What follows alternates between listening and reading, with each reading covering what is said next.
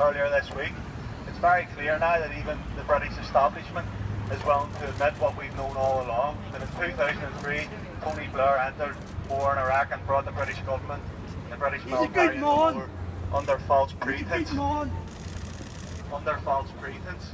And actually, truth be told, if you look back on it, it's very clear now that everything that the anti-war movement warned of at the time has come true, and indeed it's been much worse than that. The war in Iraq wasn't about bringing peace and democracy to the Middle East. It was about imperialism, it was about exploiting foreign resources, it was about building US power in the Middle East and British power in the Middle East. It was about imperialism, naked, pure and simple. And you know, it seems like me that it seems for I just wanted to start off, I had something planned sort of written down quickly, but I just wanted to start off by sharing with you something that I read just before I left the office, just before I left work, and that was something that was written by an Iraqi woman my age, and she wrote that most Iraqi women my age now don't know what their country is without war, without violence, and without the memory of bombs, and I think that's an absolute disgrace, and I think it's just been proved that Tony Blair has had a huge part to play and that needs to take responsibility for it. But of course 2 days ago we found out exactly what else he has to take responsibility for, and there are things that we, the people, have known for a long, long time, that we've known since before the invasion. The evidence that they used of weapons of mass destruction was not what they said it was. The reasons for the invasion were not what they said they were. The legal fundamental basis for the invasion was flawed, and we now know that Tony was going to back Bush into the war regardless of democracy and regardless of the law. And many, many people of course knew this before the invasion. We know this because millions of people took to the streets in protest beforehand. They occupied the streets, they occupied buildings, and they staged walkouts. The anti-war movement was huge, it was strong, and ultimately it's been proved that it was right. But Bush and Blair invaded anyway. Democracy meant nothing, and 1 million Iraqis are dead as a result. Not only that, but sectarian bombings and killings continue to this day as a result. Millions of refugees have been displaced as a result. The Middle East is burning, and there are children that have grown up with nothing else but knowledge of bombs as a result of the decisions taken by Tony Blair. We think he needs to be held accountable for these decisions.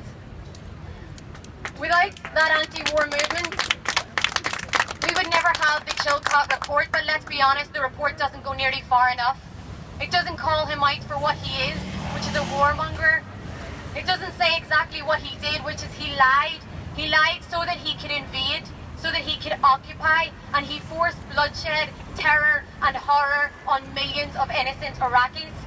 And what we need to do now is, in memory of the huge anti-war movement, to start a new campaign that calls for Blair to be tried and to be jailed for his crimes. Because if we do, and if we succeed, it will send a strong message in the context currently of homophobia, of racism and of scaremongering, that you will be held accountable if you carry out these atrocities in our name, and I think it'll be worth it. If we succeed, it will send a message to all of his cronies that you cannot do this, not in our name.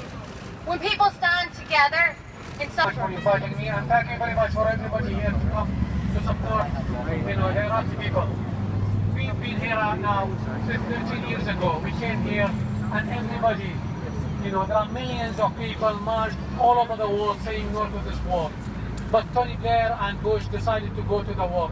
This is unnecessary war. As Chilcot said in his report, it's unnecessary.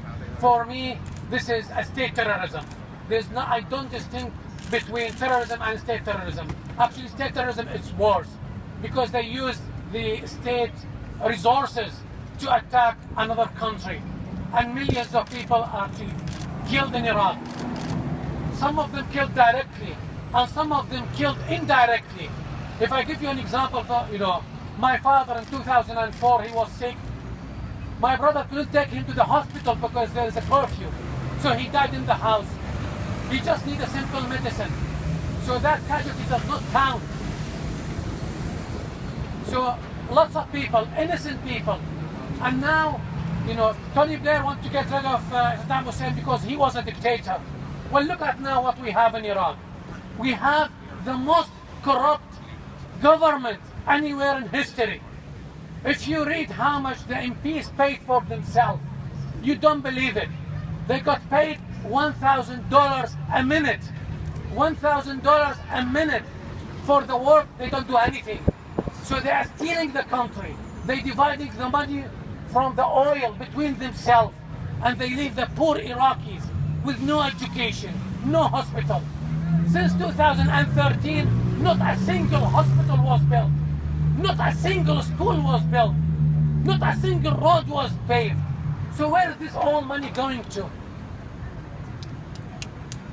So the only answer for me, in this report I did not hear anything new.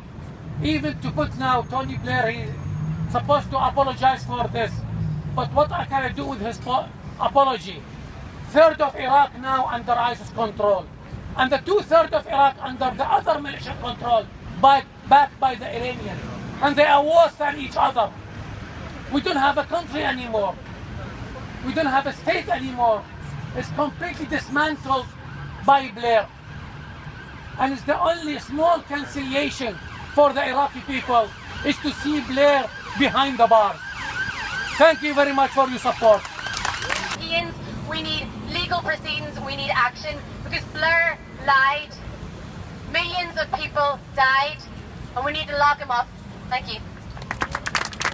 So we're down here outside City Hall today protesting. I think there's a decent crowd out in the wake of the Chilcot inquiry, just to call for Tony Blair, now that we have official evidence of what we've known for years and years about the crimes that he committed in dragging the country to war despite what the general public wanted, despite law and despite democracy. We think that the law should be upheld, that he should be tried for war crimes and that he should be put to jail. I think general consensus in the Republic is that, and hopefully if we can build a campaign, we can push, just like what happened with Hillsborough, we can force the establishment to give us justice, and we'll get him tried and jailed.